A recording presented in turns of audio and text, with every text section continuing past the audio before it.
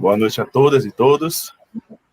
Daremos início hoje à semana de comemoração pelo Dia do Fonoaudiólogo. Nós, o Conselho Regional de Fonoaudiologia, a 4ª Região, todos os anos promove atividades, sejam elas voltadas para a população, como aos nossos colegas fonoaudiólogos. E esse ano, especialmente, tivemos o advento aí da pandemia que nos imputou, algumas restrições, mas nós, do 8º colegiado do CREFONO 4, entendemos que a gente não poderia deixar os nossos colegas, sem o motivo de comemorar por estarmos bem e por um ano, por estar completando um ano que tanto nos desafiou e que a gente precisou se reinventar, e também nesse processo de reinvenção a gente também está trazendo para vocês duas semanas de comemoração de uma forma diferente, se adequando a esse novo normal, tá? Então, nós preparamos para vocês 2 semanas, de palestras, de bate-papos, que envolvem os mais diversos temas da fonoaudiologia. Hoje, nós vamos contar, precisamos, por motivos de força maior, uma alteração na nossa agenda, e hoje contaremos com a presença também ilustre da fonoaudióloga Valéria Leal, tendo como moderadora nossa conselheira Emily Rocha, tá? Amanhã, no dia 8, terça-feira, teremos a fonoaudióloga Cristina Bis, de São Paulo, com o tema uso da CIF como meio de articulação na rede de saúde, tendo como moderação a conselheira Nilma Santos, da Bahia. Na quarta-feira, dia 9, dia do fonoaudiólogo, nós vamos trazer para vocês a professora doutora Roberta Martinelli, de São Paulo, abordando o teste da linguinha, tendo como moderadora a nossa conselheira Leila Mazarax, da Bahia. No dia 10 de dezembro, teremos o tema de fonoaudiologia na educação pública e privada, tendo como palestrante a fonoaudióloga a doutora Bianca Queiroga, ex-conselheira do CREFONO 4 de Pernambuco, tendo como moderadora Lavínia Brandão, conselheira da Paraíba. No dia 11, nós trazemos o tema para vocês, tecnologias na fonoaudiologia, com o fonoaudiólogo doutor Hilton Ron Justino, de Pernambuco, tendo como moderadora a nossa conselheira de Pernambuco, Marcela Trigueiro. No dia 12, nós temos também a ilustre presença da palestrante, professora, fonoaudióloga doutora Fernanda Dran, de São Paulo, que vai trazer como tema características de linguagem no transtorno do espectro do autismo, e tendo nossa conselheira Cláudia Rejane, do Pernambuco, como moderadora. Ainda também no sábado, nós também temos outro tema, também de tamanha relevância, que é a atuação fonoaudiológica nos NAICs, desafios e possibilidades no contexto atual, como palestrante a fonoaudióloga Maria de Soledade Rolim, de Pernambuco, tendo como palestrante também a nossa conselheira Vanessa Lima, de Pernambuco também. No dia 14, a gente reinicia a semana trazendo a fonoaudiologia no manejo de pacientes traqueostomizados, tendo como palestrante a fonoaudióloga Ivna Menezes, da Bahia, tendo a mim como moderador. Dando continuidade, na terça-feira, teremos o tema avaliação e reabilitação em otoneurologia, com o fonoaudiólogo do Rio de Janeiro, Guilherme Dias, tendo como moderadora Lidiane Moreira, do Alagoas, nossa conselheira também. Na quarta-feira, dia 16 do 12, também no mesmo horário, às 20 às 21 horas, teremos o tema fonoaudiologia bilíngue para surdos, trazendo a professora doutora Desirê Begral, da Bahia, e como moderadora, a nossa conselheira Adriana de Donato, Pernambuco. No dia 17 do 12, quinta-feira, a gente teremos o tema Praxia de Fala, com a fonoaudióloga doutora Ana Carla Vogelen, Paraíba, e tendo como moderadora a fonoaudióloga Artemisia Vera, de Pernambuco. Perdão se eu pronunciar algum nome errado, tá, pessoal? E nos dias 18/12, nós finalizamos com um talk show com o tema de fonoaudiologia, comunicação e sucesso profissional, com os palestrantes, o fonoaudiólogo doutor Leonardo Lopes, da Paraíba, a fonoaudióloga doutora Patrícia Balata, Pernambuco, né, fazendo um talk show para vocês, tendo como moderadora a nossa conselheira Jamile Vasconcelos, de Pernambuco. E a gente finaliza com o encerramento com a fala do nosso presidente, do nosso 8º colegiado, que é o professor, o fonoaudiólogo, doutor Wagner Teobaldo, da Paraíba. Então, pessoal, desejo a vocês que aproveitem. Esse evento foi pensado com muito carinho do nosso colegiado para vocês, e espero que seja muito produtivo, porque pensar para vocês, pensar nesse projeto, para a gente foi muito desafiador. Acho que é essa a minha palavra, e a gente espera que dê tudo certo. Um grande abraço, e gostaria de convidar agora a nossa conselheira, Emily Rocha, fonoaudióloga da Bahia, que vai moderar o momento hoje com a fonoaudióloga Valéria Leão.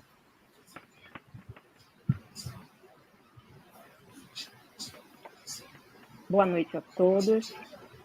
É com muito prazer que estou aqui, abrindo a Semana do Fonoaudiólogo no CREFONO 4, né? No 8º colegiano do CREFONO 4.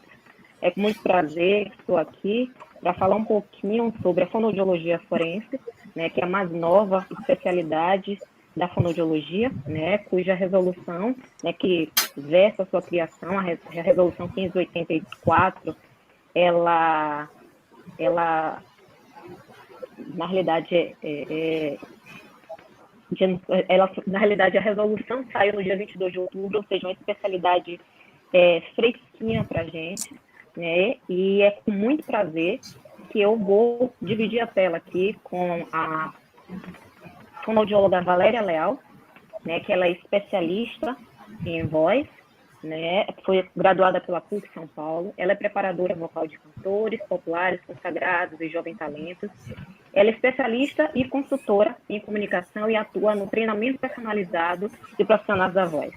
É sócia fundadora e membro do Conselho Técnico-Científico da ACADEFOR, Academia Brasileira da Fonoaudiologia Forense, perita em comunicação, diretora da Forencepro, especializada em perícia de áudio e vídeo.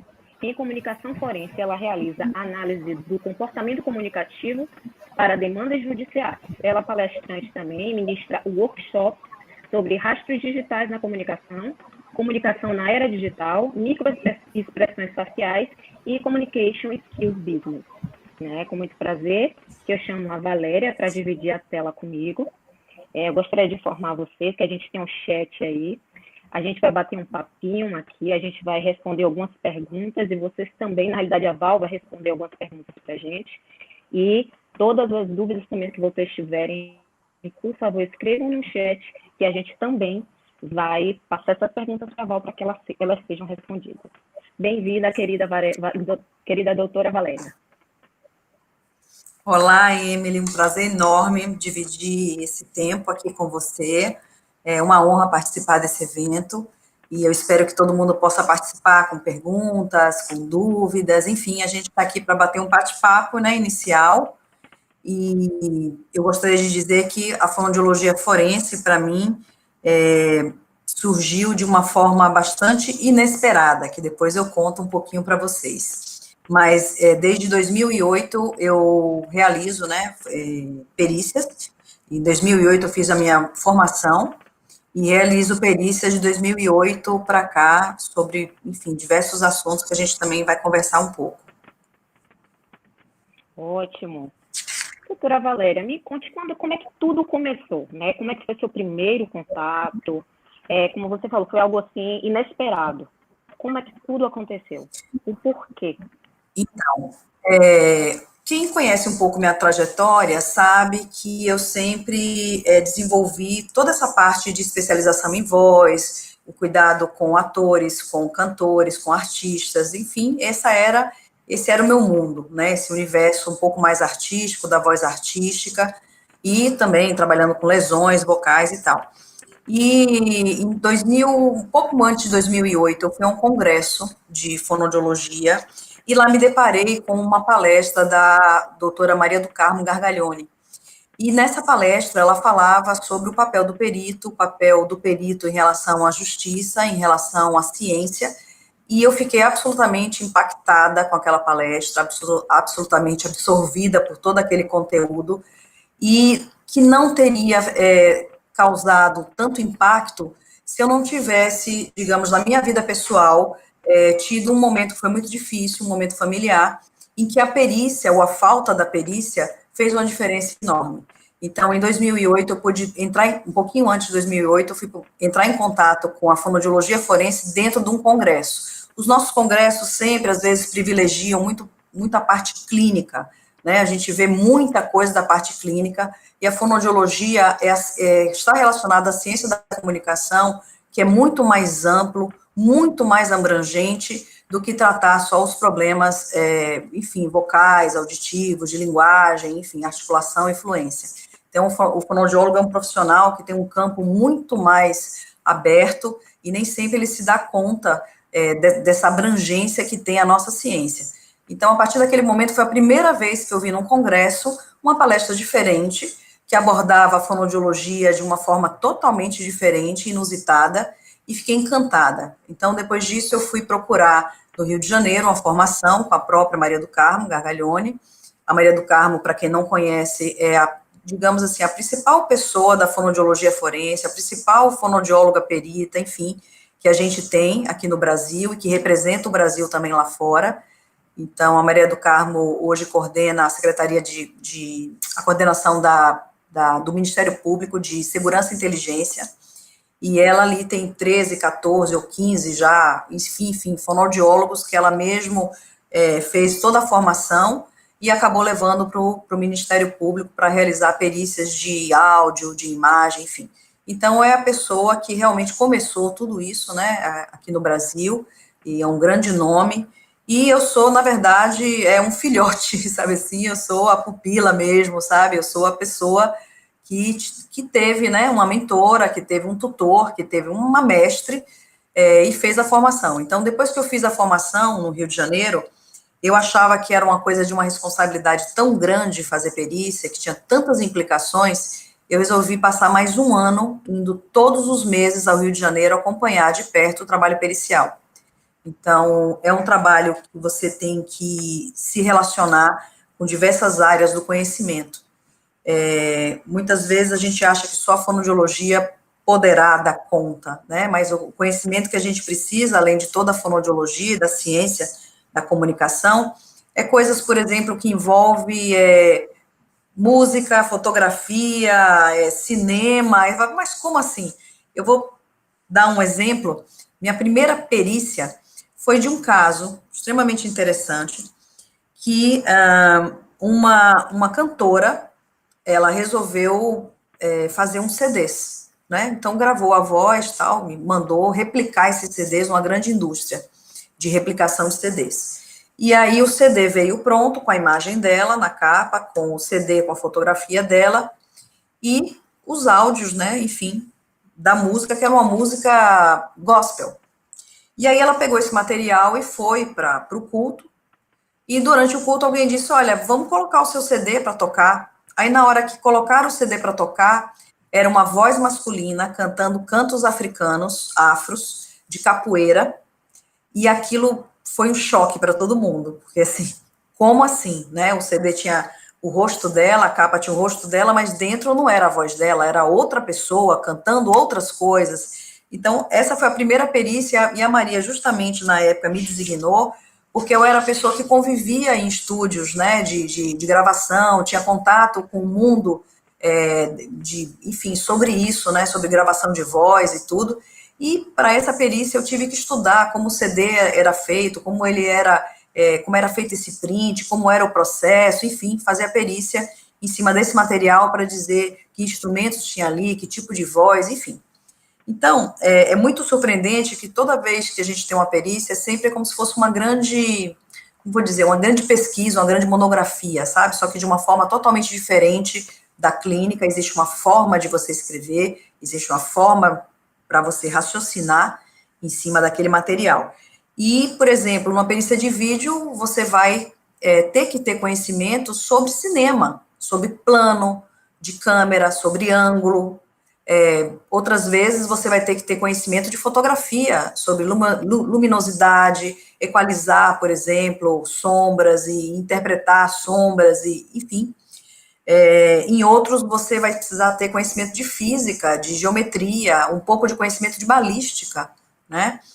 Então, por exemplo, eu fiz uma perícia, que foi, para mim, uma das perícias mais difíceis, né, que eu já tive, um caso bastante complicado, que foi um caso de assassinato. E aí, a perícia foi feita toda, eu fiz toda a perícia em cima do prontuário médico da vítima, porque a questão era que se a vítima havia falado o nome das pessoas que atiraram nele ou não, se ele tinha como produzir uma fala. Então, assim, eu fui contratada, a pessoa, né, essa vítima veio a óbito, e aí os parentes e os pais, os familiares diziam que, olha, ele disse que foi fulano cicrano que atirou nele. Mas aí coube a um fonoaudiólogo, no caso eu, dizer se ele tinha capacidade de emitir uma fala, dele falar, já que ele teve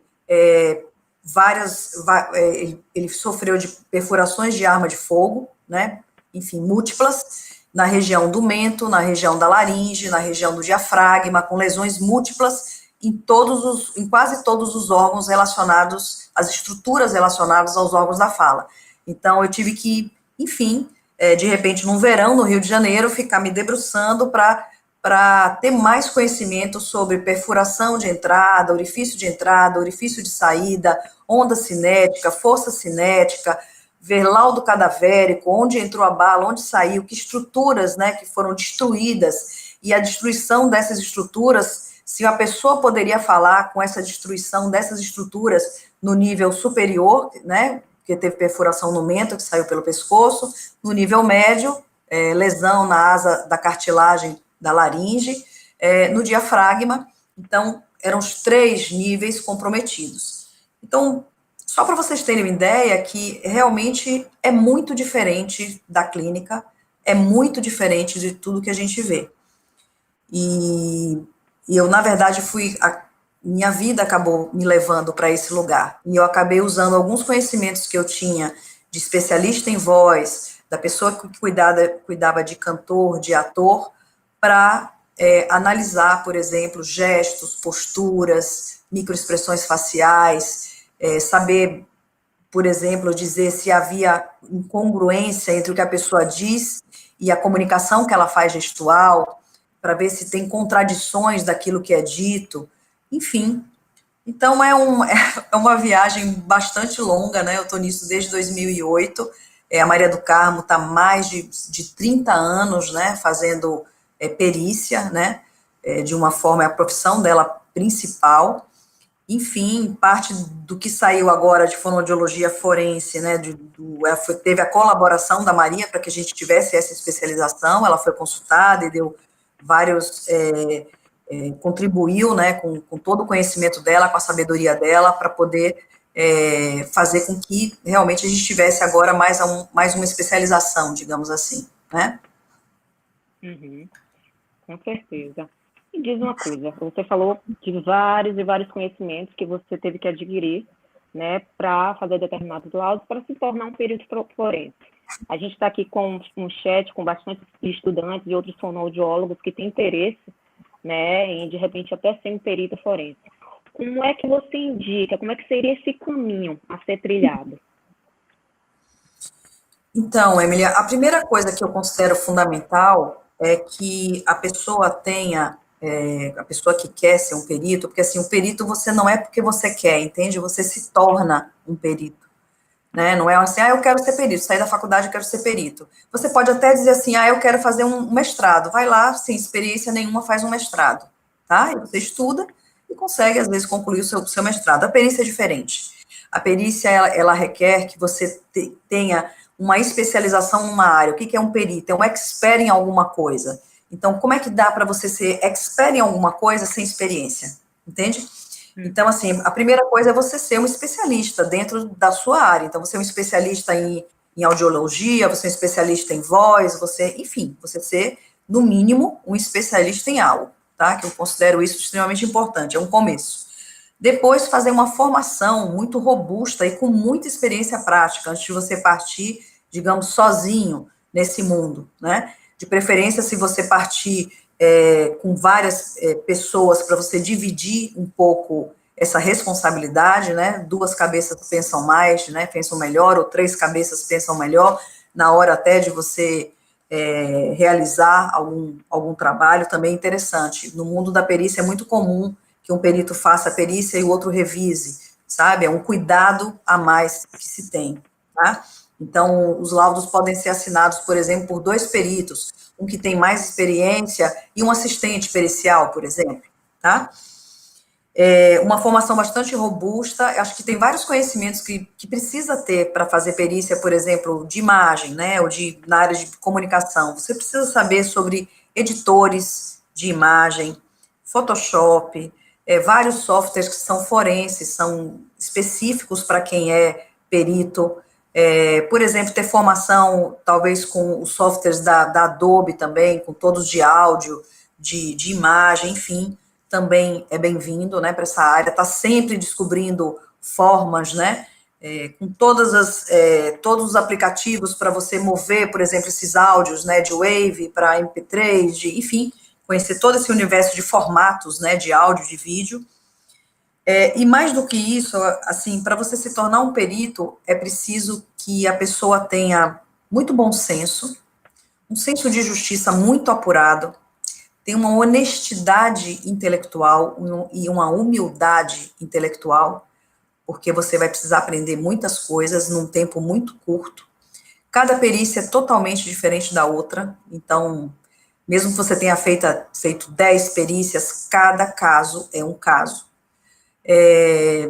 Então, assim, precisa ter um raciocínio, né, lógico, um poder de síntese, um poder de análise, preciso ter um foco muito grande, acho que talvez uma das qualidades mais importantes, né, além de um ouvido muito bom, um olho muito bom, mas mais do que isso, como fala a Maria do Carmo mesmo, o cérebro muito bom. Então, na verdade, se você me perguntar o que é melhor, né, o que a pessoa tem que ter um ouvido, tem que ter um olhar apurado, a pessoa precisa ter, como a Maria do Carmo sempre diz para a gente, um cérebro que funciona muito bem, com muita sagacidade, com muito conhecimento, com muita perspicácia, sabe? Porque você precisa de muito foco para iniciar, finalizar e saber o que fazer em cada perícia. Precisa de um direcionamento, sabe? Sempre parece uma coisa meio caótica e é difícil muitas vezes. Depois você tem uma direção, você consegue trilhar e chegar até onde a verdade está. Então, a Maria costuma dizer que a perícia é a última voz, né, da vítima. É ali que você vai conseguir extrair alguns elementos para que a verdade venha à tona. Enfim, então é um trabalho de extrema responsabilidade.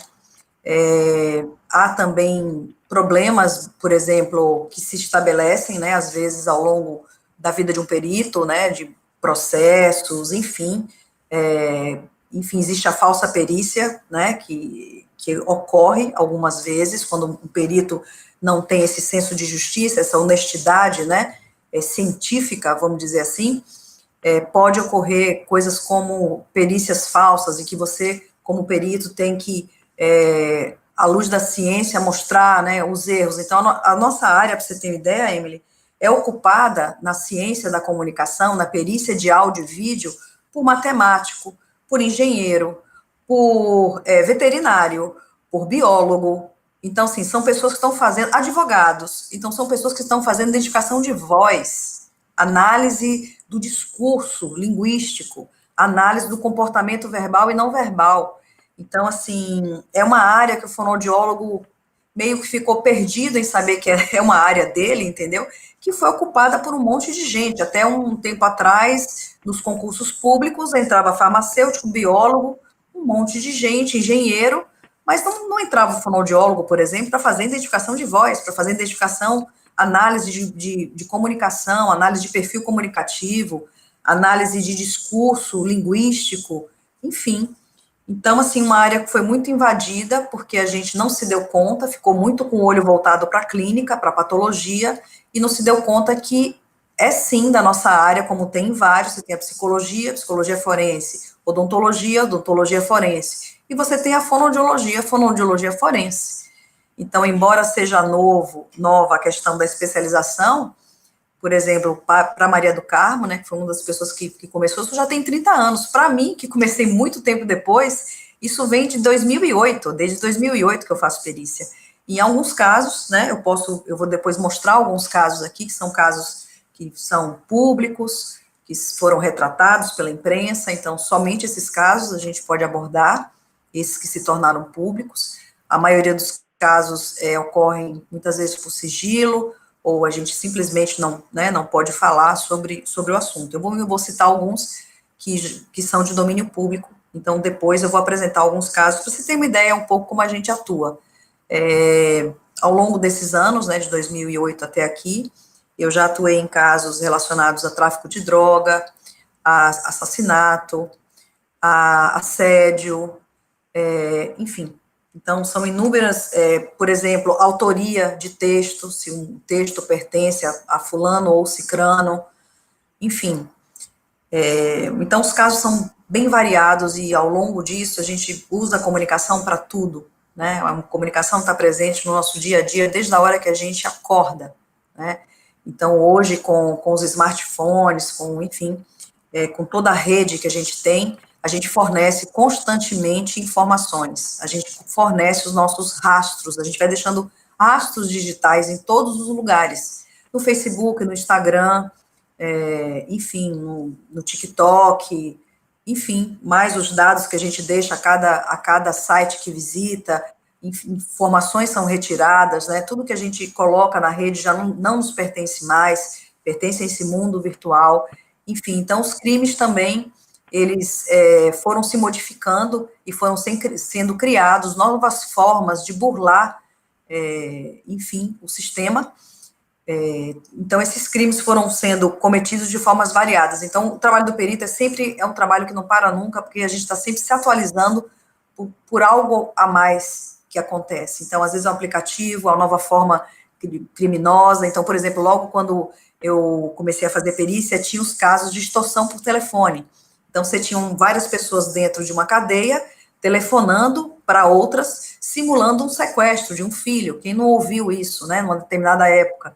Então, assim, me coube uma perícia nessa época para a divisão antissequestro do Rio de Janeiro, que eu tinha que identificar, tinha um telefone numa cela com várias pessoas, eu tinha que identificar quem é que falava e o que falava, né, identificar essa pessoa, se essa pessoa estaria fazendo extorsão por telefone. Então, o telefone era compartilhado ali com, sei lá, 20 pessoas, 20 homens na mesma cela. Enfim, então, assim, cada época tem o seu desafio. Então, hoje tem outros crimes, né? Enfim, crimes que envolvem a reputação de pessoas, crimes que envolvem deepfakes, análise de vídeos, se eles são reais ou não.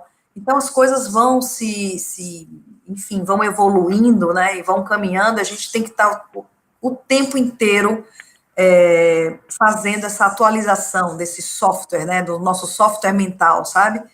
Para tentar encontrar saídas e soluções, e encontrar a verdade, né, quando é solicitada para que um perito possa atuar, para encontrar justamente a verdade dos fatos.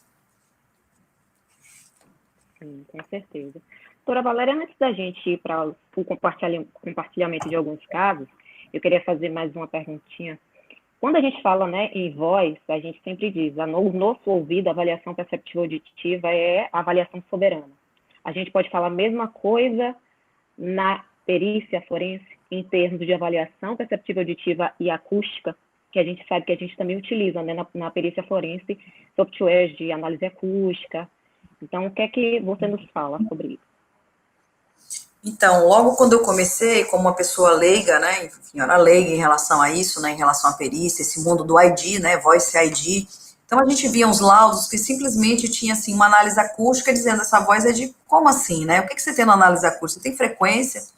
Então, como é que você vai identificar uma pessoa pela frequência, né, enfim, então, assim, e aí, essa questão dessa análise puramente acústica, né, ela digamos, está totalmente obsoleta, né, você identificar uma pessoa só pela voz, e aí foi criado pela Maria um método que envolve todos os parâmetros, então é identificação de voz, fala e linguagem. Então, numa avaliação assim, numa identificação de voz, a Maria desenvolveu um método que são 30 parâmetros.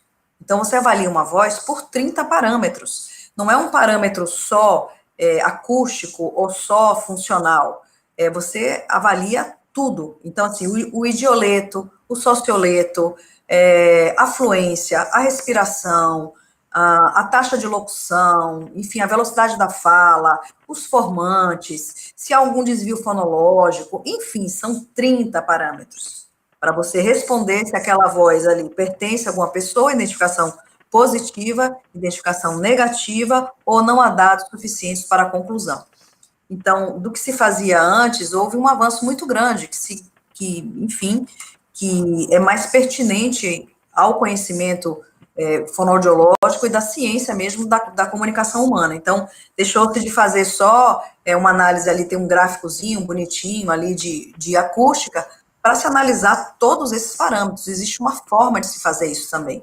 Então, não é só meu ouvido é soberano, o ouvido é soberano, acho que até o fonoaudiólogo brasileiro tem isso como uma grande vantagem.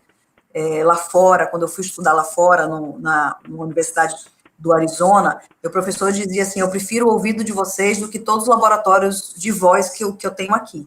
Então, nem tanto, nem tão pouco. É muito importante a experiência, né, isso tem um ouvido muito bom, mas mais do que um ouvido muito bom é ter um cérebro que consiga, entendeu, relacionar aquilo que está se ouvindo com a cena, do que se quer. Então, às vezes, a gente não analisa a sua voz, analisa ruídos. Se os ruídos são fisiológicos, se os ruídos são de impacto, se são ruídos de fundo, enfim. Então, analisa ruído? Analisa ruído também, tá? Então, assim, recentemente a gente fez uma perícia que tinha que fazer uma análise e eram ruídos fisiológicos, compatíveis com atividade sexual, por exemplo.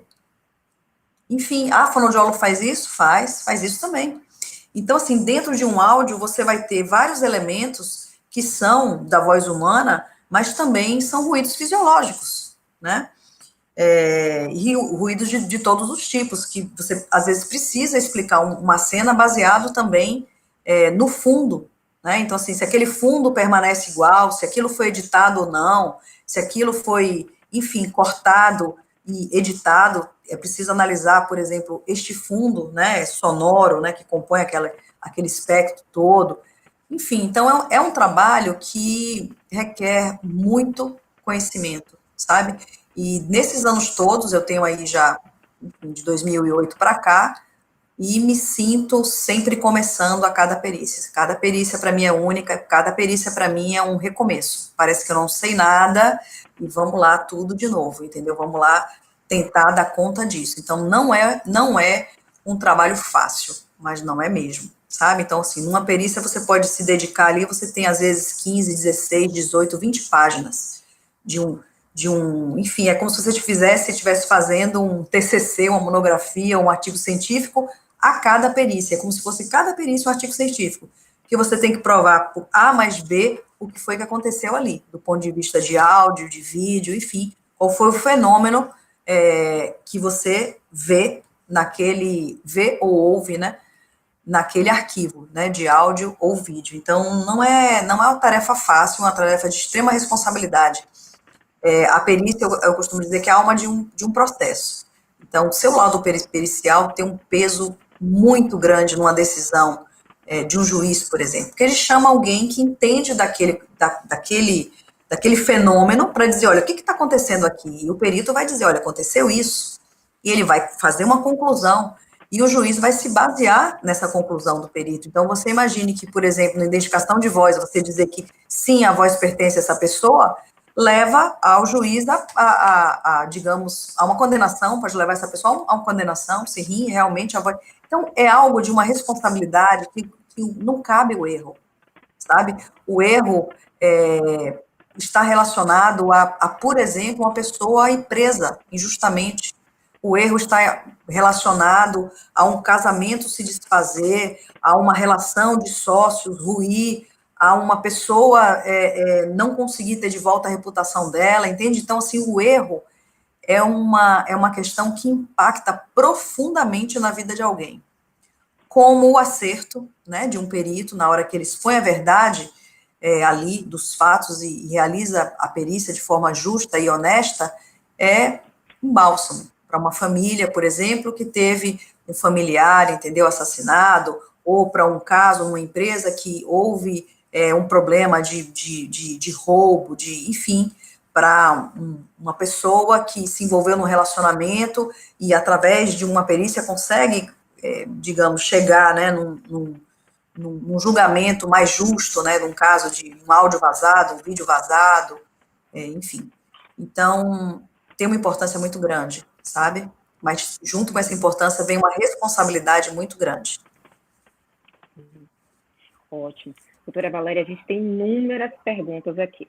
Aí eu quero saber se primeiro você vai apresentar os casos e a gente vai para as perguntas, ou a gente vai para as perguntas e depois você apresenta os casos. Eu acho que a gente poderia, até para contemplar um pouco quem está aqui, né, nos ouvindo, para fazer uma interação, responder algumas perguntas e depois eu vou mostrar alguns casos, algumas coisinhas, tá? Do ponto de vista prático, e eu também vou indicar para vocês que estão aqui, que vocês devem morrer de curiosidade, como eu também morria de curiosidade, para saber como é um laudo. Então, assim, eu vou deixar à disposição aqui laudos que são públicos, tá? Eu vou colocar um caminho aqui para vocês acharem esses laudos. Foram laudos que foram produzidos, tá? Dentro de um processo, mas que se tornou público pela imprensa, são casos, né, públicos. Então, para vocês olharem assim, nossa, isso aqui que é um laudo, legal, então já sei o que é um laudo. Vocês vão ver que a linguagem é totalmente diferente da linguagem de um artigo científico, de uma monografia, que a forma de fazer também, existe uma linguagem própria, né?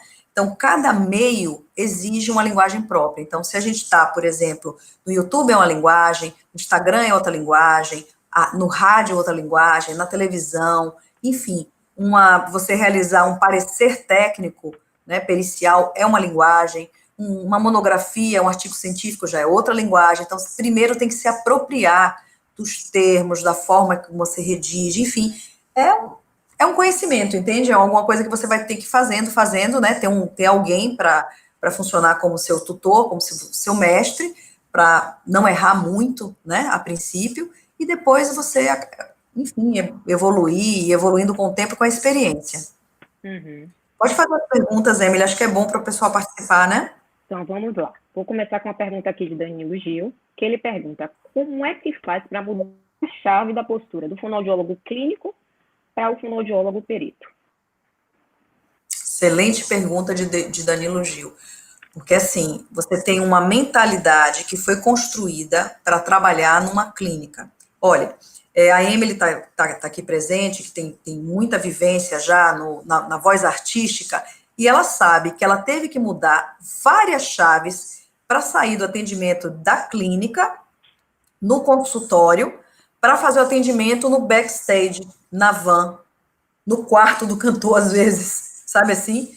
Na estrada, no ônibus, a caminho de um show. Então, assim, cada vez que você tem um trabalho que acontece de uma forma muito peculiar, você tem que ter uma mudança de chave, mudança de paradigma também, muitas vezes, mudança da visão que você tem. Então, a forma de você mudar é você começar a experimentar mesmo. A experiência vai fazer com que você veja que é totalmente diferente. Então, por exemplo, atendimento dentro de um consultório é diferente tem coisas que você leva, enfim, a ciência você leva, o raciocínio clínico, você leva o que você tem, né, de experiência, enfim, para um atendimento, por exemplo, artístico. Na perícia é a mesma coisa, você vai levar o seu conhecimento como especialista em áudio, como especialista em voz, mas você precisa se apropriar da linguagem, das regras. Então, por exemplo, em qualquer outro lugar eu posso falar assim que é uma voz similar. Numa perícia eu jamais posso usar a palavra similar, porque similar não é igual, por exemplo. Então, gera um furo, digamos assim, né, para que um advogado venha e diga assim, olha, mas espera aí, similar não é igual. Então, o uso das palavras, o que você... Então, assim, tem que ser muito cirúrgico, sabe? O processo todo de como você vai encadeando aquele raciocínio. Você não pode falar nem de mais nem de menos, que é uma medida que é muito difícil muitas vezes. Então, tem que ser bem cirúrgico naquilo, sabe? Enfim, então, eu acho, Danilo, a sua pergunta é maravilhosa. Eu acho que a única forma é fazendo, sabe?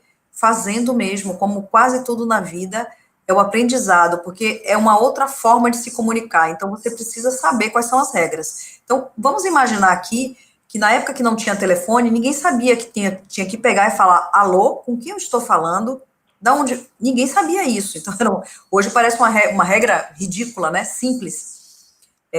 Enfim, então, a cada meio que surge, a cada forma, a cada meio onde a linguagem se estabelece, você precisa fazer mudanças.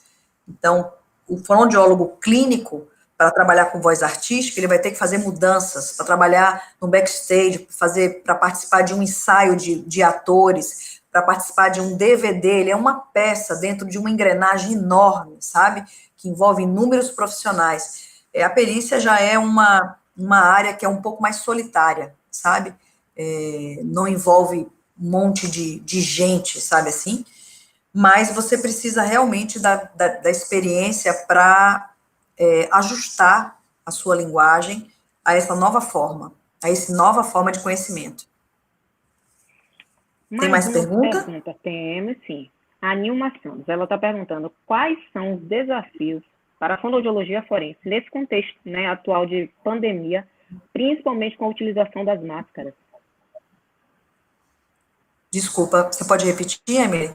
Quais os desafios da fonoaudiologia forense nesse contexto de pandemia, principalmente com a utilização das máscaras, né? Principalmente, né, parte de voz, auditiva também, né? Porque a gente sabe que a máscara, ela digamos assim, ela diminui muito da nossa percepção auditiva daquela voz, ela distorce determinados fonemas. Então, aí a gente tem uma atenuação, né? Com o uso da máscara, a gente tem uma atenuação. Já fizeram essa pergunta, você lembra daquelas imagens de sequestro que a pessoa pegava o telefone e colocava um pano? Vamos fazer de conta que é a máscara, tá? Colocava um pano e aí falava e tal. Isso a gente via muito em filme, né? Que a pessoa disfarçava ou botava um pano. Isso vai fazer, a máscara, ela causa um abafamento acústico, tá? Mas ali, é esse fenômeno só. O restante, você tem preservado.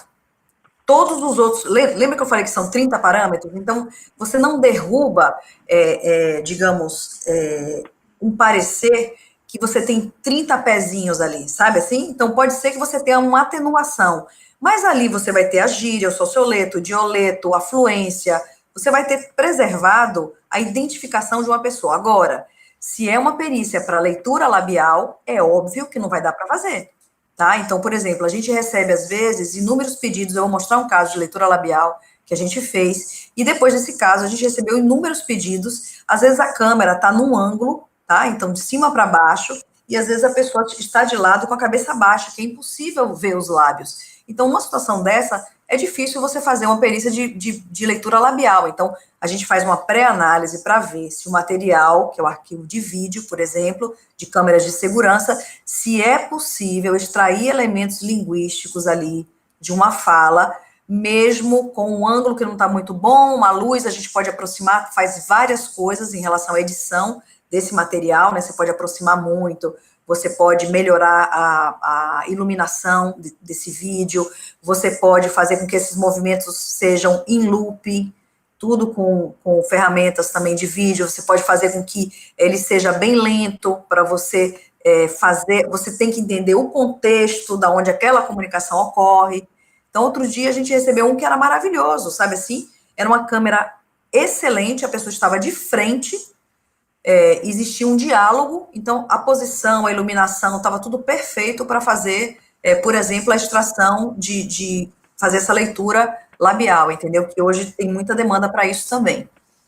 Então, enfim, só para... É lógico que a máscara, ela esconde boa parte das nossas expressões, né? A gente fica, por isso o olhar hoje, né? Então, só o olhar você já tem algumas expressões, né? Raiva, surpresa, sabe? Tristeza, enfim. Você pode extrair alguns elementos aqui, né? Em relação aos olhos, você pode extrair a raiva, a surpresa, a tristeza. Não pode extrair o nojo, que o nojo é a única emoção, né? E que recruta, na verdade, nos músculos, ele nojo não, desculpe, desprezo, que é unilateral.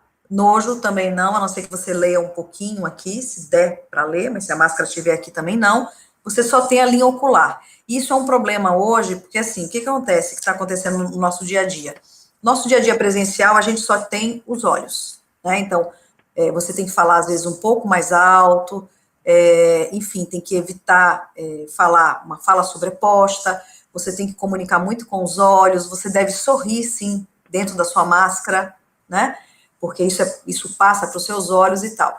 Aí, quando a gente vai para esse ambiente aqui de videoconferência, a gente tem a pessoa da cintura para cima ou do tronco para cima. Então, cadê as outras informações? Às vezes da mão, dos braços, dos gestos, do tronco, da coluna, o andar, o caminhar. Aí a gente fica também com um pedaço dessa informação. Então, nesse cenário hoje, a gente está vivendo um cenário de informações de comunicação totalmente fragmentadas. Ou a gente tem só um tronco e não tem o resto, ou a gente tem o tronco, né, tem o corpo inteiro, o andar, enfim, o gesto, mas só tem os olhos, e isso.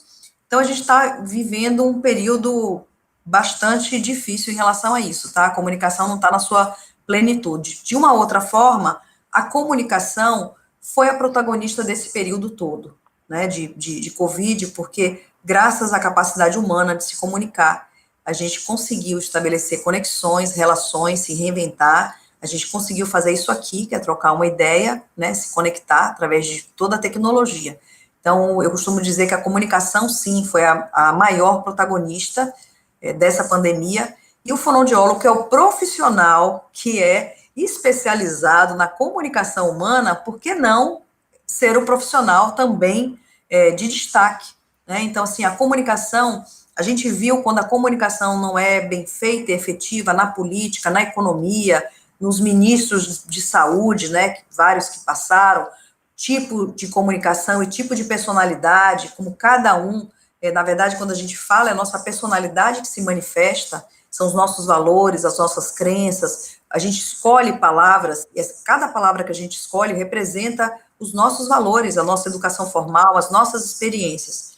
Então, a gente viu, né, claramente nesse cenário quem se comunica bem, quem não se comunica, quem é um comunicador agressivo, quem é um comunicador melancólico, quem é um comunicador do tipo sanguíneo, né, com temperamento mais sanguíneo. A gente viu também outra área maravilhosa para o fonoaudiólogo estudar, tipos de temperamento e o impacto na comunicação. Então, quando a gente vai analisar também dentro de uma perícia, a gente também consegue analisar, por exemplo, o perfil comunicativo de alguém. Qual o padrão dessa pessoa? Estabelecer o padrão dela para perceber até quando ela é incongruente, até quando ela está mentindo. Porque existe um padrão que se repete, né? Enfim, você faz perguntas bem básicas, né? Qual o seu nome, qual o CPF, qual o nome do seu pai, o nome da sua mãe, a pessoa vai estabelecer ali um padrão. E depois disso você faz as perguntas, digamos, isso é uma técnica, faz as perguntas um pouco mais, digamos, complexas, ou ver como a pessoa, se for um vídeo, você vai analisar a pessoa respondendo no começo, questões mais simples, e aí quando tem uma lead, um conflito, como é que ela responde aquilo ali? Você já tem, na verdade, um padrão anterior, né, como é que ela responde. Por exemplo, tem um caso de um vídeo, né, numa gravação, numa delegacia, num caso de assassinato, a pessoa que era acusada, né, o delegado perguntava assim, ele era amante, né, de uma mulher, essa mulher era casada, eles combinaram o assassinato do marido dela, e aí, em um determinado momento, o delegado fala assim para ele, né, você Você ama ela? Ele fala, amo. Aí ele faz assim, amo. Você acha que ela te ama? Acho. Você tá arrependido? Ele fala assim, ó, demais. Ele faz demais. Um micromovimento. Aí você tem acesso ao vídeo e vê justamente esse micro sinal. Então, tudo para ele foi o sim, e ele fala demais. Então, ele não estava realmente arrependido do que tinha feito. Na verdade, eles buscavam um seguro de vida que, enfim, esse homem deixaria para essa mulher, amante dele, e eles ficariam muito bem. Então, ele não estava arrependido de ter mandado matar, né, o marido da, enfim, da sua Eu amante, acho na que verdade. com essa ilustração que você fez desse caso, você meio que responde até essa pergunta da Letícia. Letícia Doria, ela colocou aqui, gostaria de saber como funciona a análise da fala para identificarmos se a pessoa está falando a verdade ou não. Então, você já meio que respondeu aí, né? Porque são, como você É, falou, várias perguntas que vocês fazem, ou melhor, a mesma pergunta de maneira diferente, e a observação das respostas e a própria questão, né, da expressão facial, dos gestos. isso. Tem um artigo, para quem tiver interesse, tá? Que eu não sei como é que coloca no site, mas se vocês buscarem no Google, assim, ó, as faces de Dilma Rousseff, tá? Tá no Jus Brasil. É um artigo que eu coloquei lá. Usei, na verdade, ela era presidente na época, né? Eu queria uma pessoa pública que todo mundo tivesse, enfim, contato, que seria mais fácil, e ver várias fotos, né? Ela com expressão de raiva, ou de surpresa, ou de alegria, ou de medo, ou de nojo, e usei as fotos dela, né? Colocando o que era cada expressão daquela. E lá no meio do artigo tem um vídeo para responder até para você, viu, Letícia? Depois você busca Jus Brasil, tá? É um artigo que tem lá. E nesse vídeo, de muito tempo atrás, vamos deixar de lado aqui as questões políticas, tá bom? Vamos aqui para a ciência da comunicação. O Jô Soares pergunta para ela, e a Petrobras como está? Eu vou responder agora para você, Letícia. Aí ela dizia assim, então, a Petrobras, então, ela começa a fazer uma frase cheia de hesitações, que ela tem vários momentos de pausa. E aí ela diz que a Petrobras está muito bem, tá? E aí depois que ela diz isso, ela faz isso aqui, ó, que é uma expressão, uma microexpressão de desprezo. Quer dizer, é uma contradição daquilo que ela estava dizendo. Na verdade, ela já sabia lá atrás, a gente não sabia ainda, que a Petrobras não estava indo bem. Então, ela constrói uma frase que é cheia de hesitações, com muitas voltas. Então, a Petrobras está. Então, a Petrobras. Até responder que a Petrobras estava indo bem. E no final, ela faz isso aqui, que é uma microexpressão, né, que ocorre em fração de segundo, que a gente não tem muito domínio, ela é involuntária, é preciso um olhar muito atento, é feito todo um treinamento em cima de vários vídeos com fração de segundo para você ficar muito expert nisso. E um perito, por exemplo, ele pode, se ele tiver acesso a um vídeo, ele pode voltar ao vídeo, ele pode lentificar o vídeo, pode ver o que foi falado e que expressão. Então, eu posso dizer assim, ó, não, eu gostava muito dela. E aqui eu tenho raiva. Ah, o que você sentiu quando viu? Ah, eu tenho nojo. Entende? Então, assim, há várias formas. Enquanto você faz uma pergunta longa, por exemplo, a pessoa já manifesta. Então, eu tô dizendo assim, por exemplo, olha, Letícia, eu ouvi dizer que você é uma pessoa que cometeu várias gafes, que você é uma pessoa que não foi educada. Enquanto eu tô te dizendo tudo isso, você já vai fazer alguma microexpressão em resposta ao que eu estou dizendo. Pode ser isso aqui, raiva, porque alguém disse isso. Pode ser surpresa, porque você nunca tinha. Mas isso é uma microexpressão. E a pessoa que sabe ler esses sinais de uma forma rápida vai associar a minha pergunta com seus sentimentos. Depois você pode dizer, não, para mim é tranquilo, não foi nada disso, mas você já expressou antes que a sua expressão primária involuntária, ou a sua tristeza, ou a sua raiva, ou o seu desprezo, né? Então tem um serial killer que ele pergunta para ele, por que você, o serial killer de Goiânia, né? Por que você matou tantas mulheres? Ele faz, para mim ele já respondeu, ele faz assim, raiva. Aí depois ele dizia, eu não conseguia me conter. Para mim, ele já respondeu ali. Eu já li. Raiva, ele tinha raiva. Se ele fizesse isso, ó, desprezo por aquelas mulheres por algum motivo. Enfim. Então, quando a gente consegue dominar a linguagem não verbal, a gestual, microexpressões, a fala e a voz, a gente tem um arsenal, sabe, uma ferramenta muito poderosa para explicar situações de diálogo, situações que precisam ser esclarecidas, porque a gente tem domínio de bastante coisa, sabe? E para isso, para que você realmente possa analisar, aí você vai ter que ter domínio também de software, de edição de áudio, edição de vídeo, de fotografia, de Photoshop, de softwares que só são forenses, especializados para peritos, que só peritos têm acesso, que não é de domínio comum, enfim, é mais ou menos isso. Emily, quer fazer mais alguma pergunta? Eu posso mostrar algum casinho para o pessoal ter uma ideia? Mostra um casinho e depois a gente finaliza mais com algumas perguntas, tá bom? Tá bom. Vou tentar aqui, viu, gente? Estou usando pela primeira vez essa ferramenta aqui. Espero que dê certo. Eu vou pegar um pedacinho de uma aula que eu apresentei no Scream Festival, que foi um festival de multimídia, tecnologia, que eu falava sobre deepfakes, tá? Entre outros assuntos, sobre perícia de rastros digitais na comunicação e deepfake. Eu vou mostrar para vocês alguns casos que esses são públicos, a gente pode falar a respeito, tá? Emily, depois me diz se está aparecendo para você, tá? Tá, sim. Tá aparecendo? Vou voltar aqui um pouquinho. Então, ó, gente, eu vou só retornar aqui um pouco, só para explicar para vocês que a gente estava falando o quê? De comunicação, né? O que é comunicação? É você compartilhar com outra pessoa, mesmo o silêncio comunica, a gente sabe disso, o silêncio é uma arma de comunicação poderosíssima, né? Então, assim, a gente sempre tentou se comunicar de alguma forma, né? Desde os primórdios. Então, a comunicação, ela sempre está relacionada a revelar coisas, compartilhar coisas com pessoas, intenções, valores, crenças, histórias, conhecimento, informação, é tudo isso que a gente compartilha o tempo todo.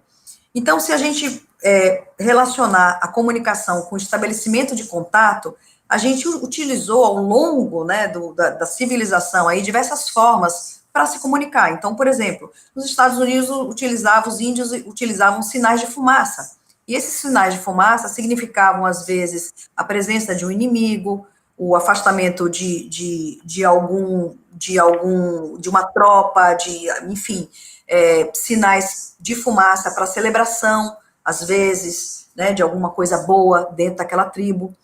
Também o correio a cavalo, né, que era feito a cavalo, então você redigia uma carta que ia lá, né, enfim, alguém ia a cavalo, saindo de um lugar para outro, levaria meses para chegar essa informação, né. Batidas de tambor na África, né, de uma tribo se comunicando com outra, festividades, presença de inimigo, enfim. Pombo-correio na Europa, quem já não viu os filmes, né, tinha um pombo-correio, se amarrava pequenas mensagens, né, e se colocava aquelas anilhas e tal, e o pombo-correio viajava, era treinado para isso. E na Grécia tinha os maratonistas. A gente conhece os maratonistas como os nossos heróis que recebem medalha, né, e recebem, enfim, todo um glamour aí, né, quando chegam ao seu destino. Mas na Grécia Antiga, parte dessas pessoas, elas acabavam sendo mortas, assassinadas quando chegavam no seu destino. Então, eles pegavam os escravos, por exemplo, raspavam a cabeça do escravo, escreviam mensagens, às vezes meio criptografadas, né? Escreviam algumas mensagens, deixavam o cabelo crescer.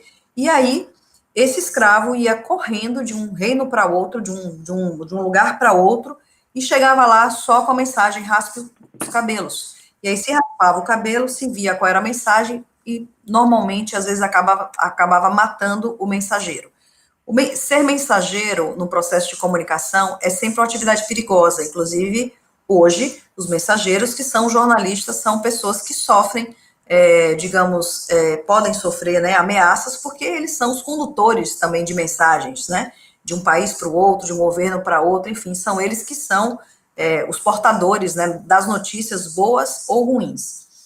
Enfim, então, com a mesma vontade que o ser humano tem, né, de se comunicar, de revelar, de estabelecer contato, de compartilhar, também há um desejo de camuflar isso de alguma forma, por interesses escusos. Então, a gente vê, por exemplo, mensagens que são criptografadas, segredos que são guardados, né? Utilização de, por exemplo, de nomes, de apelidos. A gente viu isso, né? Viu isso o tempo todo, né? Codinome de político. Por exemplo, no tráfico de drogas, você tem toda uma linguagem. Então, o cara pode falar que é camiseta preta e camiseta branca, mas não é camiseta. Você tem que se apropriar dessa linguagem de grupo. É cocaína ou maconha. Então, assim, 5.0 pode ser 5 milhões. Entende? Então, assim, existe uma linguagem de grupo que é, novamente, outra área dentro da própria fonoaudiologia, da própria ciência da comunicação, é a análise dos grupos sociais e da linguagem dos grupos. Então, por exemplo, meu marido é médico, se ele chegar aqui para vocês e falar que o BK deu positivo, vocês vão saber o que é? Pode ser que não.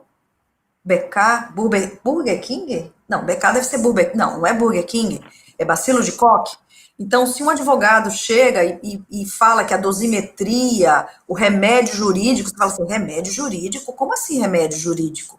Então, são termos que são apropriados a cada grupo, né? Então, o grupo de advogados, grupo de médico, grupo enfim, estelionatário, grupo de traficante, cada grupo desse tem uma linguagem própria também.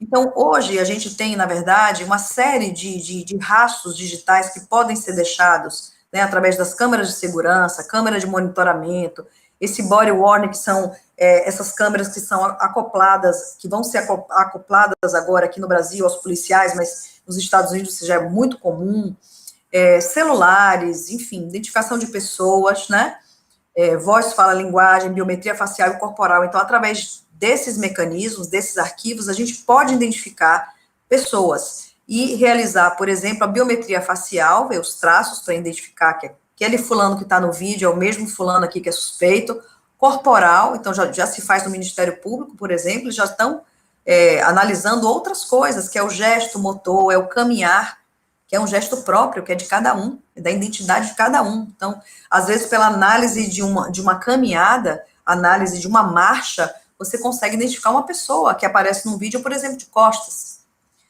Gravações, né, de áudio, de vídeo, mensagens compartilhadas, o tempo todo as pessoas estão deixando rastros, estão deixando comunicação aí na rede, em tudo quanto é lugar. Conteúdo linguístico, né, análise de documentos, de mensagens, enfim, para ver se um texto pertence a uma pessoa, para ver se o que realmente quis dizer com determinada mensagem, enfim. Então, é uma área bastante extensa, tá? E aí, lembrando, né, que quando a gente fala, quem está falando são os nossos marcadores biométricos, né, a nossa personalidade, o nosso inconsciente, as nossas microexpressões faciais. Quem fala, na verdade, enfim, quem dá as opiniões ou quem compartilha, são esses marcadores aqui, né. Então, a forma como você fala tem a ver com a sua personalidade, tem a ver com o seu temperamento, tem a ver com a sua formação, a sua profissão, o seu inconsciente, enfim, é tudo isso que a gente analisa. Então, é muito importante nessa perícia, às vezes você não tem o início, você tem um fragmento, né, não tem nem o início nem o fim, mas você tem um meio, que é uma gravação, às vezes, é um áudio, e você precisa relacionar, contar, às vezes, essa história através desse vídeo e através desse áudio, para tentar encontrar, por exemplo, os personagens, né, que cena foi essa, enfim. Aqui eu vou mostrar esse caso, que foi um caso, foi público, né, passou no Fantástico, eu tive a oportunidade de ir para o Fantástico para falar sobre esse caso, foi um desafio bastante interessante, né, e bem bacana mesmo de você fazer e ver como isso surtiu o efeito que aconteceu depois. Então, assim, não foi uma perícia encomendada, uma perícia, mas foi mais um parecer, né, de um perito. Tinha um caso, né, de uma determinada pessoa, de um determinado rapaz, chamado Lucas, esse caso é público, tá? E ele resolveu, na verdade, assim, ele começa lá na época da faculdade, ainda, quando bastava se declarar afrodescendente, ele se declarou afrodescendente e aí, com isso, ele conseguiu uma vaga em cota. Na faculdade, por outro lado, não poderia dizer quem era cotista. Então, ele fez a faculdade toda, né, sem ninguém saber que ele era cotista e protegido por essa lei, enfim. E aí, depois, então, conseguiu, foi bem sucedido, né, digamos assim, no primeiro golpe. Depois, ele tentou um concurso público, que existia para, se não me engano, no INSS, se não me engano. E aí ele prestou concurso público, também se declarou e foi presencialmente da forma que vocês estão vendo à sua esquerda, tá? Olho escuro, né? Pele mais escura. E ele se apresentou. Então, na verdade, o Fantástico queria saber se essa pessoa que vocês estão vendo aqui agora era igual a essa. Se tratava da mesma pessoa. Então, a gente está vendo um rapaz, né, que é branco, de olhos azuis, um cabelo meio encaracolado, tem traços bem específicos, e a gente vê essa outra, entre aspas, pessoa, né, com uma cor diferente, com olhos escuros, com os olhos, né, escuros, castanhos, e a perícia era identificar através de biometria facial, né, de proporções, né, da parte superior, médio, inferior da face, enfim, se tratava da mesma pessoa. Então, aqui, por exemplo, durante a matéria, eu até falo sobre esse assunto, observem a narina dele do lado esquerdo. Quando ele vai tirar foto, lá quando ele aparece presencialmente, ele faz um alargamento da narina para ficar um pouco mais parecido com os fenótipos da raça negra. Então, ele não tem a narina nesse formato, mas ele faz esse formato na hora de tirar foto. Não sei se vocês estão observando, tá? Enfim, então todas essas características foram usadas em relação à linha ocular, tá vendo? Desvio que se tem, de manchas na pele, de pintas, de proporção do terço superior, médio, inferior da face, do tipo facial, de uma série de parâmetros, né? Deixa eu ver se eu consigo passar aqui para vocês isso, que é um videozinho, só um minuto. Deixa eu voltar aqui.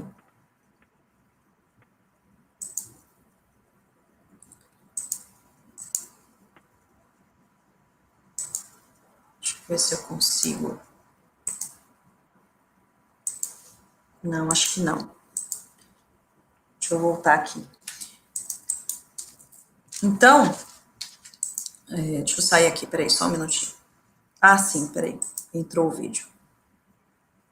Deixa eu voltar aqui para vocês verem a transformação, porque foi feito aqui, ó. A transformação, tá? Utilizando um aplicativo de 3D, como é que foi se dando a transformação dele, tá?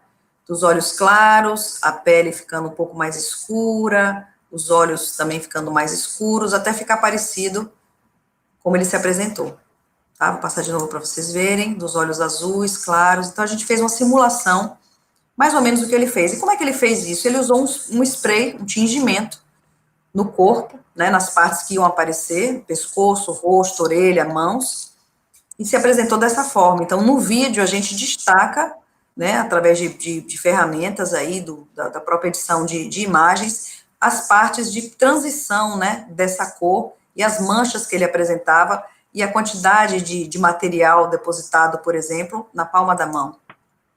Então, ele simplesmente, deixa eu botar ele aqui de novo, ele se pintou para ir, né, e o Fantástico depois foi atrás para ver e tal, enfim, para fazer toda essa matéria, fez essa consultoria, fui lá falar sobre esse caso, e outras pessoas falaram também. Esse caso teve uma grande repercussão nacional, ele foi exonerado do cargo, um monte de outras pessoas que estavam tentando dar o golpe para entrar, né, com uma cota que não era justo, né, não era de forma honesta, e aí várias pessoas desistiram também, né, de aparecer se autodeclarando, né, afrodescendente, se aparecer dessa forma. Então, hoje você tem sprays que são usados na Europa, e algumas depois eu acabei sabendo, acabei indo estudar um pouco mais isso, tem sprays que estavam sendo utilizados por blogueiras para mudar a cor da pele, para criar traços que são misturados, né, que são traços um pouco mais finos numa pele negra, para com isso você ter todo um, enfim, um discurso, um patrocínio de marcas, enfim, virou um comércio. Então, esse spray, ele pode ser bem feito, pode ser até mal feito, ou pode ser bem feito, como ele fez, ele utilizou lente, e ele tirou, na verdade, o lugar, teve uma pessoa que ficou em segundo lugar, que realmente era merecedora, né, de ter esse espaço nas cotas, e ele assumiu, ele branco, de olho azul, assumiu o cargo que era de uma pessoa. A gente conseguiu, na verdade, né, o Fantástico conseguiu, com a matéria, o parecer de várias pessoas, inclusive dessa parte técnica, fazer com que ele fosse exonerado e, na verdade, coibiu e desestimulou quem estava pensando em fazer a mesma coisa, tá? Esse é um outro caso que é bem interessante, numa final de Bavi, né, então quem está aqui, né, nesse encontro de hoje, né, que não é da Bahia, é como se fosse o Fla-Flu, né, o Flamengo e Vasco do Rio de Janeiro, enfim, quando você tem dois times, né, Bahia e Vitória, que são bastante rivais, eles estavam numa partida, e houve uma comunicação, né, o Vitória estava perdendo, e houve uma comunicação do técnico para o jogador. E aí, o técnico, vocês vão ver que ele identifica que tem uma câmera ao lado esquerdo dele, mas ele não percebe que tem uma câmera filmando o lado direito. Então, ele tenta cobrir, a pergunta da Letícia em relação à máscara, né, também, nesse caso, ele tenta cobrir o que ele fala para o jogador, mas ele não se dá conta que no campo você tem câmeras de todos os lados. Então, ele só identifica a câmera que está bem próxima a ele do lado esquerdo, mas uma outra câmera acaba filmando alguma coisa que ele diz para o jogador.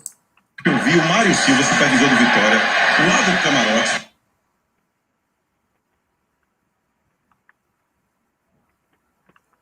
Dá uma orientação para o olhar. Agora há pouco eu vi o Mário Silva. Aí eu vou falar, prestem bastante atenção nesse movimento da mão que ele faz, tá?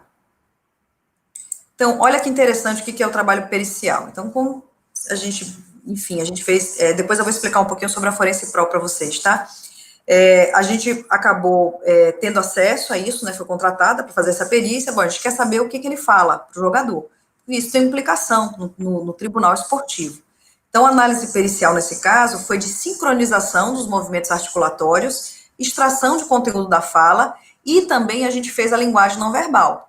Então, vamos lá. Aí você fala assim, você já sabia disso? Não. Toda vez que a gente tem uma perícia, a gente vai estudar também sobre esse caso. Então, comecei a ver, conversando e tendo acesso ao Google e vendo que existe uma linguagem dos árbitros, né? Existe uma linguagem. Então, por exemplo, quando o árbitro faz isso, tá? Com a mão assim, quer dizer cartão.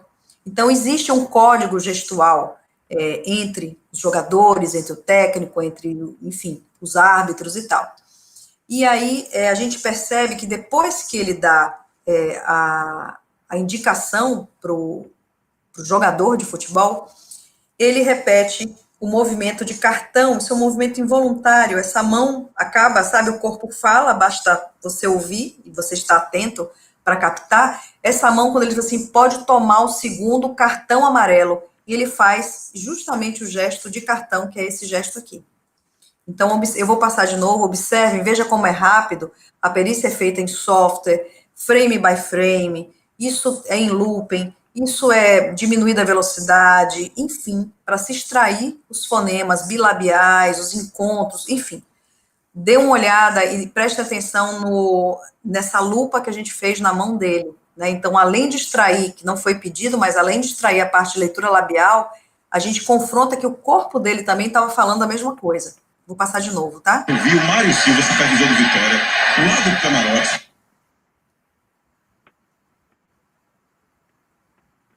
O amarelo ele esconde com a mão. Agora há pouco eu vi agora o a mão. Silva.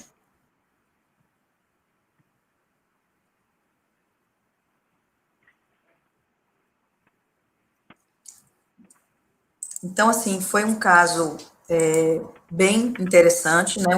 Um caso que envolveu o Tribunal Desportivo. Na primeira sessão desse tribunal, na sessão, a Emily me pontuando aqui sobre o tempo, tá bom, a gente já está acabando. Na sessão desse tribunal, no início, não teve nenhum tipo ele não sofreu nenhum tipo de penalidade, porque não foi colocada a perícia, e no segundo encontro foi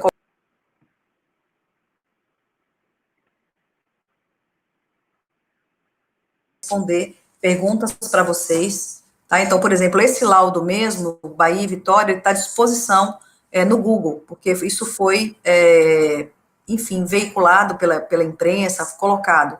Então, é um laudo, por exemplo, vocês podem ter acesso como é que a gente chegou nessas frases, nessa avaliação, o laudo está à disposição, tá? Deixa eu só tentar voltar aqui agora.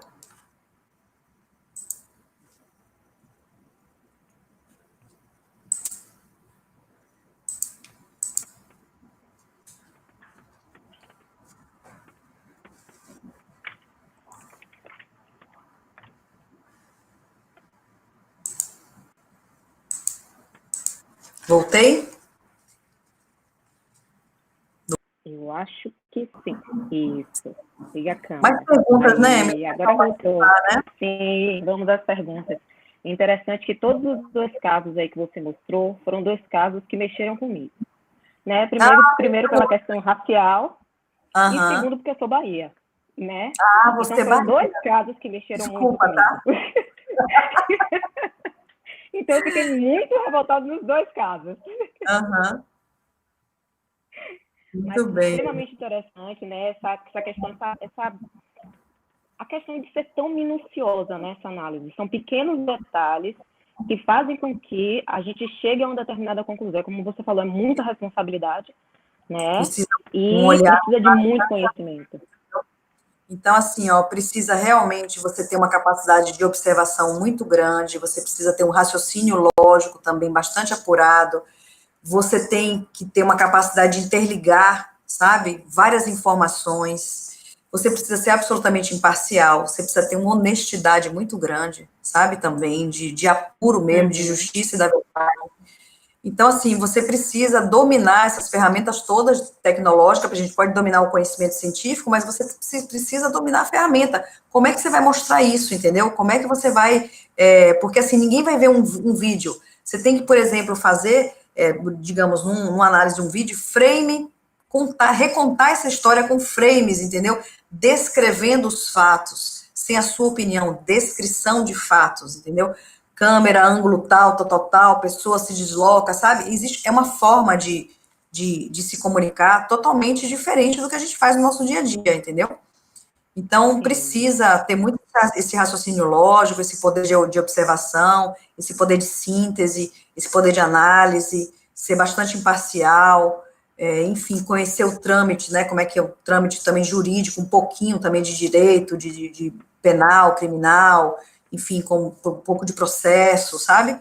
Enfim, precisa dominar um pouquinho de cada coisa dessa, tá? E ter uma capacidade de concentração bem grande também, porque você vai ouvir e vai ver inúmeras vezes.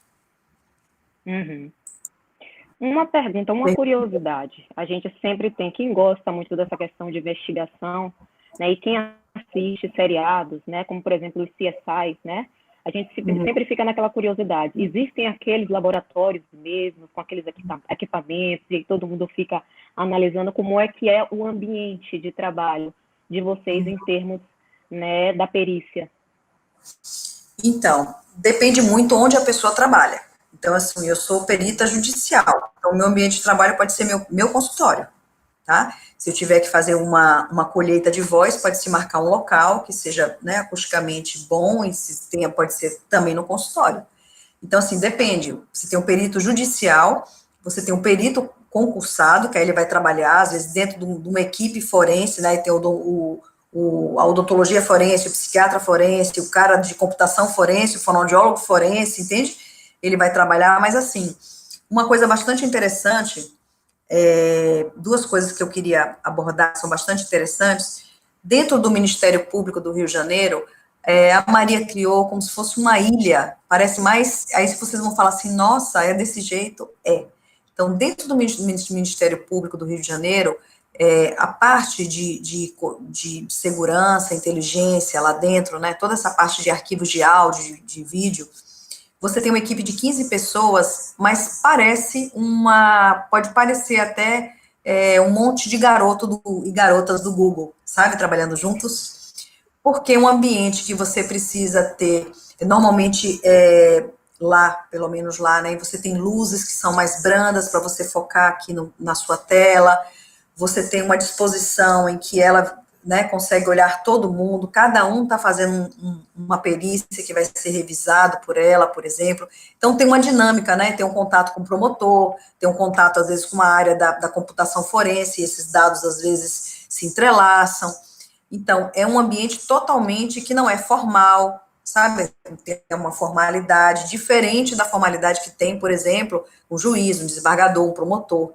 Então, enfim, mas esse ambiente vai mudar muito de onde esse perito está, se ele está trabalhando, por exemplo, se é um cargo público, se ele é perito criminal, se ele fez, enfim, aonde ele vai trabalhar, entendeu? Mas o perito judicial, ele vai trabalhar com, então, por exemplo, você pode estar em qualquer lugar do planeta, você vai receber um upload, né, de um vídeo, de um áudio para analisar, e você faz o seu trabalho, e aí devolve, né, uma assinatura eletrônica, o seu laudo, né, digital, impresso, entendeu? Então, hoje, você pode, por exemplo, a gente recebe perícia do Brasil todo, a gente faz caso, sei lá, de Fortaleza, de Manaus, de São Paulo, do Rio de Janeiro, porque a pessoa pode ser uma perícia particular, alguém que tem, sabe, eu quero ver, sabe, eu gravei esse vídeo aqui da minha esposa, eu quero ver se fulano tá fazendo não sei o que lá, eu quero ver esse áudio que eu recebi pelo WhatsApp. Então, tem perícias que são particulares, né, eu quero analisar esse vídeo da minha empresa, tem um suspeito, enfim. Isso, tipo, o céu é o limite, entendeu? Hoje em dia todo mundo tem uma câmera, a gente tem câmera de segurança em tudo quanto é lugar, e, enfim. Então, isso pode ser feito em qualquer lugar. Então, a gente, por exemplo, eu e a Maria, a gente resolveu criar a Forense Pro. A Forense Pro, ela é especialista em perícia de áudio e vídeo. As pessoas estão mais acostumadas, né, até com a minha faceta mais ligada aos cantores, aos atores e tal, mas eu agradeço realmente essa experiência, porque parte disso eu levo para a parte pericial também. Diametralmente oposto à questão da exposição, sabe? Então, assim, a gente, como perito, não se expõe, não se sabe, enfim, é tudo muito mais regrado nesse sentido. Já o trabalho com voz artística tem muita divulgação, tem muito, enfim. Então, sempre perito menos é mais. Sempre menos é mais. Então, tem que ter uma certa... tem que ser discreto, tem que... Você analisa coisas muito sigilosas, informações pessoais, íntimas de pessoas e lugares, entende? Enfim. Então, o lugar e o ambiente depende de onde você estiver. Depende se você trabalha numa equipe, se você trabalha sozinho, como perito judicial, aí depende, entendeu? O ambiente é muito diferente. Mas, olha, até para responder quem perguntou, não sei quem perguntou, mas assim, eu fui instrumentadora cirúrgica com 18 anos. Eu assisti os vídeos, né, os filmes, achava que um centro cirúrgico era assim, todo mundo compenetrado, ninguém dava um pio, e ali abria a pessoa e tal, começava a cirurgia, tudo tal. Quando eu cheguei, como instrumentadora com 18 anos, no São Camilo, aí fui para a primeira cirurgia, que era laparoscopia, um negócio assim, laparotomia, um negócio desse. Quando eu vi o que se conversa, aí você pega assim, doutor, essa peça vai para o exame? Não, bota na Consul, bota na sopa, eles conversam de futebol, conversam de mulher, conversam de tudo, e eu tinha aquela imagem assim, da enfermeira enxugando a testa do médico, sabe? Então, nunca é essa realidade, essa fantasia, entendeu? Que a gente vê, né, nos filmes e tal, mas boa parte do que a gente vê é realmente fantástico, e realmente poderia ser um filme. Tanto é que eu passei a acompanhar a Maria do Carmo em vários casos, e aí observando os casos que ela atendia e tal, e uma vez a gente conversando, ela falou, nossa, eu gostaria tanto de poder falar, mas ela não pode falar sobre um monte de coisas, porque um monte de coisas acontecem ali no ambiente, né, digamos, jurídico, pericial, com casos que não são públicos nem nada. E aí, eu comecei a observar alguns casos, eu falei, bom, aí ela deu assim, não, te dou carta branca para você escrever o que você quiser. Então, assim, baseado em muita coisa do que eu vi e de casos que são públicos, né, que ela atuou em vários casos que são públicos e conhecidos, eu passei a criar algumas histórias, disso nasceu um livro, são 10 histórias de casos de, né, digamos, criei uma perita, né, que foi criada a partir, tendo a Maria do Carmo Gargalhoni como musa, né, como musa inspiradora, esta Inspiradora. perita, exatamente, essa perita, e essa perita, ela trabalha para a Agência Nacional de Inteligência, ela vai desvendar vários casos de evasão de divisa, lavagem de dinheiro, assassinato, tráfico de drogas, enfim, uma série de casos, são 10 casos, e que ela vai ter, sim, que assim, o perito usa também intuição, sabe, conhecimento, é muito conhecimento, mas usa o feeling, sabe, a intuição, peraí, tem alguma coisa errada aqui. Então, esse peraí, tem alguma coisa errada aqui, às vezes é a solução de um caso, sabe? É ver de uma forma que ninguém viu, é olhar o vídeo e ver um detalhe que ninguém viu, é ouvir um áudio tem um barulho ali que isso quer dizer que pode ser uma rodovia, um trem, uma estação, entende? Então, é o detalhe, sabe?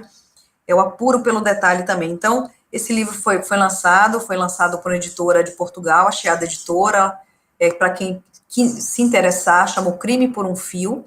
Aí, se vocês colocarem no Google Crime por um Fio, Valéria Leal, no Facebook tem uma página também, O Crime por um Fio. Esse livro, ele já foi lançado em São Paulo, Salvador, no Rio de Janeiro. Enfim, lá conta a história, né, praticamente da fonoaudiologia forense brasileira, como ela nasceu, com uma pessoa que realmente, né, foi quem começou tudo isso, fazendo esses casos que a gente vê na televisão todos os dias, que sai no Fantástico, no Jornal Nacional, e a gente não se dá conta que tem uma fonoaudióloga, entendeu? Forense, tem uma fonoaudióloga, perita, né, expert, desvendando esses segredos, né, desvendando esses mistérios todos, né, que estão relacionados, às vezes, com política, enfim, com tráfico, com coisas que são bem pesadas, sabe? Então, assim, para quem tiver interesse, eu tenho uma página no Facebook, O Crime por um Fio.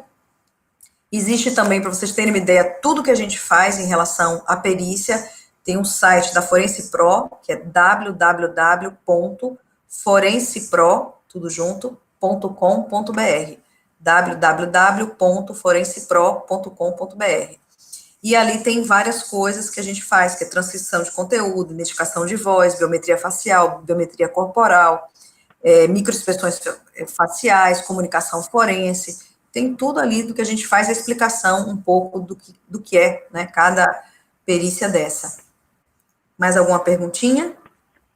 Maravilhoso. Eu ia comentar sobre o seu livro, é um livro maravilhoso, gente. Eu fui para o lançamento aqui em Salvador e super recomendo. E eu sempre me lembro que quando a gente, né, conversa de vez em quando com relação à perícia, você sempre fala, não existe crime perfeito, né? Então, a gente pode dizer que a gente tem uma equipe de fonoaudiólogos, né, espalhada pelo Brasil, que está aí para desvendar, né, também ajudar a desvendar esses crimes, né, e isso é maravilhoso, né? Existem crimes mal investigados, né, existem crimes mal investigados, existem crimes mal periciados, podem até existir, né? Mas, assim, perfeito não tem, não. Sim, com certeza. Bom, em nome do CREFONO, eu gostaria de agradecer à doutora Valéria Leal pela disponibilidade, a pronta disponibilidade de estar aqui, tá? E a todas as pessoas que estiveram conosco durante toda essa live. Né, a gente está iniciando, conforme eu falei, a Semana do Fonoaudiólogo, serão 2 semanas, né, com palestras, né, durante de 8 às 10, né, durante toda a semana, por 2 semanas, para a gente comemorar essa data.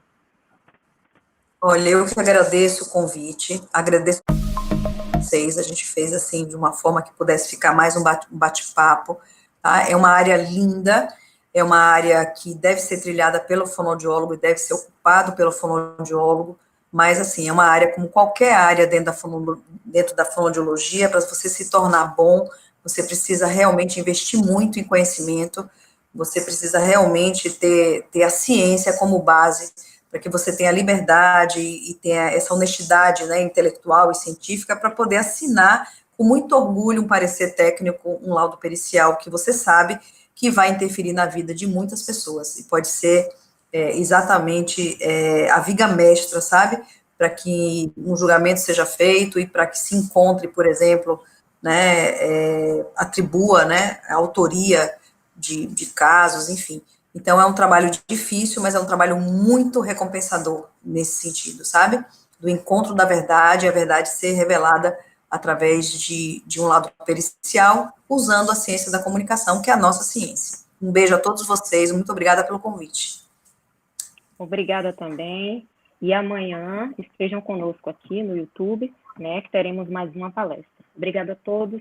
Telefono 4. Uma boa noite. Boa noite.